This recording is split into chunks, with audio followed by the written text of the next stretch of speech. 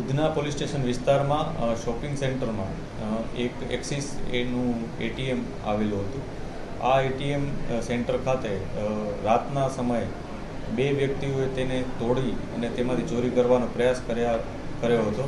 જે બાબતે તરત જ જે એટીએમ કંટ્રોલ રૂમ હોય છે ત્યાં સિગ્નલ ગયું હતું અને એ આધારે તેઓએ સુરત શહેર પોલીસ કંટ્રોલ રૂમમાં આ બાબતે જાણ કરી હતી. જે જાણ થતાં જ ઉધના પોલીસની ટીમ તરત એના ઉપર કાર્યવાહી કરવા લાગી ગઈ હતી. જેમાં સ્થળ ઉપર વિઝિટ કરતા જે એટીએમ મશીન જે હતું સેન્ટર ત્યાં જે મશીન હતું એ તૂટેલી હાલતમાં હતું અને ત્યાંથી બે વ્યક્તિઓ ત્યાંથી નીકળી ગયા હતા એ પ્રકારની માહિતી પોલીસને મળી હતી.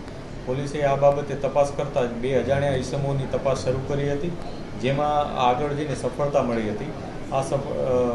આ બે ઈસમો છે એમાં એકનું નામ શોએબ કાદર શેખ છે, જ્યારે એકનું નામ હુસૈન આરિફુદ્દીન મોમીન છે. આ બંને વ્યક્તિઓ આ ઘટનામાં સામેલ હતા. બંનેના સીસીટીવી ફૂટેજ પણ પોલીસને મળ્યા હતા. આ બંને આ પ્રકારની ચોરી કરવાનો પ્રયાસ કર્યો હતો, જેમાં નુકસાન પણ કર્યું હતું, જેથી પોલીસે આ બાબતે ગુનો નોંધ્યો હતો. આમાંથી જે શોએબ છે એ અગાઉ પણ લિંબાયતના એક ગુનામાં ચોરીના ગુનામાં સંડોવાયેલ હતો.